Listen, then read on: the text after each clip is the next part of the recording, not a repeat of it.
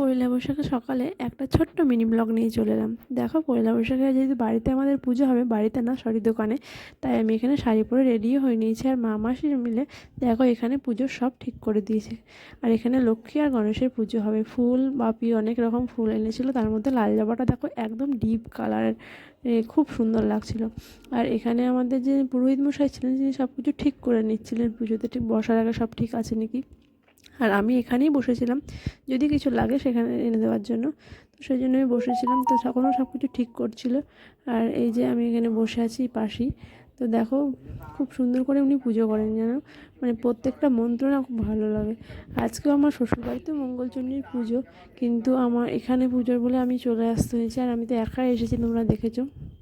আর বর ওদিকে দায়িত্ব নিয়েছে, ওখানে মঙ্গলচণ্ডীর পুজোতে ঠাকুরমশাই এসে পুজো করবে।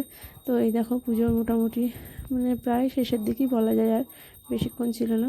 মানে সকাল 7টাতে পুজো দেওয়ার কথা ছিল, কিন্তু সেদিন সকাল থেকে না বৃষ্টি হয়ে গিয়েছিল। তো পুজোর শেষে দেখো বাপিকে এইভাবে সিঁদুর আর চন্দনের ফোঁটা দিয়ে শান্তি জল দিয়ে তারপরে যেটা হাল খাতার যেটা নতুন খাতা শুরু হয়, সেই খাতার আর পেনটা বাপিকে তুলে দেয়। এই নিয়মটা প্রত্যেকবারই করে। আর এইখানে দেখো লক্ষ্মী গণেশকে দেখাই যায় না, গাঁদার মালা তো পুরো ঢেকে গেছে, খুব ছোট্ট ছোট্ট তো তাই। তো আমি সেই মানে দেখো এই পাশ থেকে আবার দেখানোর চেষ্টা করলাম। তো ফাইনালি পুজো শেষ হলো। তো প্রসাদগুলো সব রেডি করে সবাইকে দেওয়ার জন্য মা এখানে প্রসাদগুলো সব রেডি করছিলো। আর আমিও অনেক দিন পরে এই ডিউটিটা নিয়েছিলাম, দোকানে বসা। আগে অনেক বসতাম, তারপরে আর এখন তো আর হয় না, কারণ এখন আমি অনেকটাই দূরে থাকি। তো তারপরে কিছুক্ষণ বাইরে রুমে এসে এই যে আমাদের এই প্যাকেটগুলো তৈরি করছিলাম। আমার একটা বোনও ছিল, সেও তৈরি করছিল। আর ভাই এসে বলছিল একবার করে কোনটা কী করতে হবে না হবে। মানে আগে জানো তো দোকানে বসতাম, দোকানের হিসাবপত্র দেখা সব কিছুই করতাম। তো আজকে আবার দোকানে বসা একটা অন্যরকম অনুভূতি বা অন্যরকম ফিলিংস কাজ করছিল। তো যাই হোক, সেটাও ভালো লাগছিলো। দেখো আমার ভাই এলো, চলেও গেল। তো সারাদিনই আজকে এরকমইভাবেই চলছিল, এই প্যাকেটিং করা করা।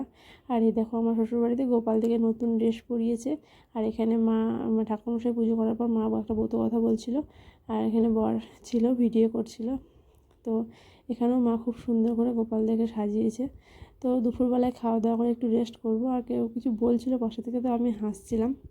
তো বিকাল দিকে আবার সেরকম ব্যস্ততম কেটেছিল, সেরকম কিছু ভিডিও করিনি। তো রাতে ভিডিওটা এখানেই শেষ করলাম। যদি তোমাদের ভালো লেগে থাকে প্লিজ লাইক করো, কমেন্ট করো, শেয়ার করো। দেখা হচ্ছে আবার নেক্সট কোনো পার্টে।